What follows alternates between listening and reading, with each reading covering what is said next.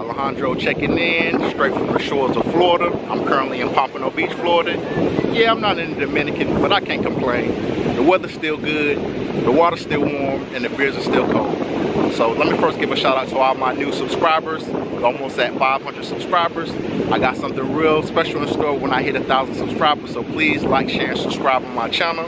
Well, let's check out a little bit of the scenery behind me. Again, I'm not in the Dominican Republic, but I can't complain, man. Florida is just as nice.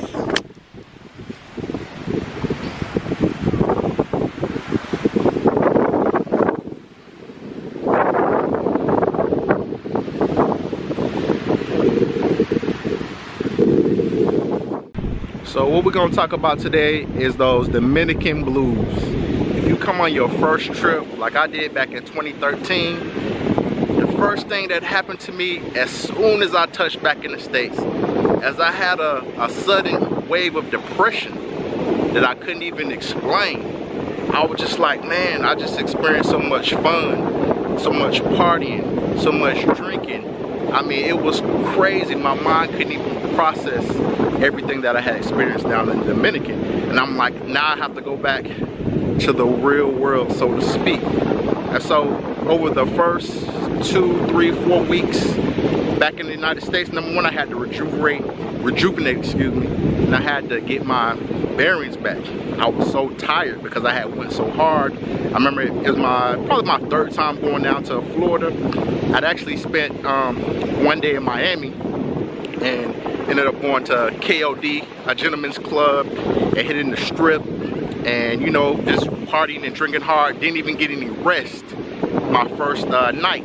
Got on the flight to the Dominican the next day, and I flew out for, I think it was like 5 or 6 day blitz. And again, I was totally exhausted when I got back. I think I had probably like 2 days to recuperate before I had to start back working again. Again, I was working from home, but still traveling and partying hard in the sun, it takes a lot out of you. So again, I said the first 2, 3, 4 weeks, I was dreaming about the Dominican. And I was just like, man, my number one objective was to get back to the Dominican. Because I was like, man, I never experienced anything like this. It's truly a magical place. It's a place where I could say this is gonna be my future home. I knew it at that time, but I wasn't sure exactly how I was gonna get there. But I managed to, again, from years of trial and error, and just figuring out the lay of the land, get back there, and that's where I can call my home for, I said 75% to 80% of the year.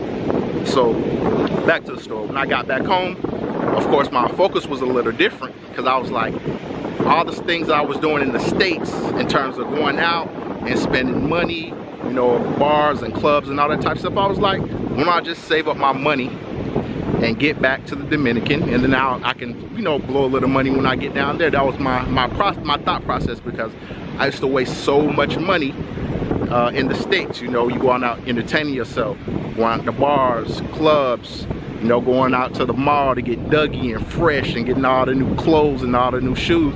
And I came to the realization that those things weren't important to me. Traveling really changed my life, and it let me know that there is another world outside of the United States. Again, I'm not hating on the United States. There are plenty places that I still love in the United States, and again, I'm in Florida right now, and this is one of my second favorite places. Again, if I'm not in the Dominican, I'm in Miami or I'm in Atlanta. So again, I'll never talk down on the United States, because again, that's where I was born and raised. Again, that's where I conduct business. I'm able to, you know, bring my dollars, US dollars, back to the Caribbean and enjoy a good lifestyle. So coping with the blues, so to speak, you just have to reacclimate, because you kind of start looking at things differently in terms of what's important and what's not important. Because when I was down there in the Dominican, it was so serene and so calm.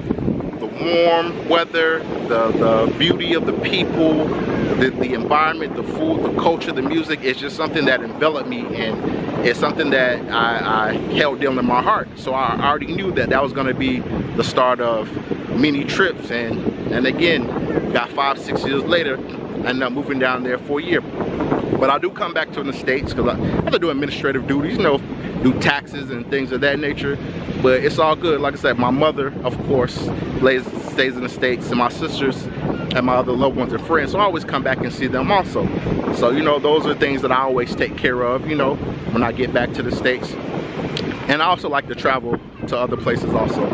So again, my channel is not Alejandro in the Dominican or Alejandro in Sosua, it's Alejandro abroad. So wherever I go, wherever it's gonna be, that's where I'm gonna travel to. So again, I just want to give you a little glimpse of my life and my travels and my experiences. Again, I do appreciate everybody who's checked into me, all the feedback, all the people who have given me support, all the people who said I inspired them, because guess what, actually you inspired me. You know, someone else inspired me to start my channel, and I'm just passing it along. Any information that I can get or any knowledge that I can share with others, that's what it's all about. You know, so again, if you like my content, continue to like, share, and subscribe. You know, go into the comments box, and you know, anything you want me to answer in future videos, I'm definitely willing to do it. So again, Alejandro checking out from Pompano Beach, Florida. I'm out.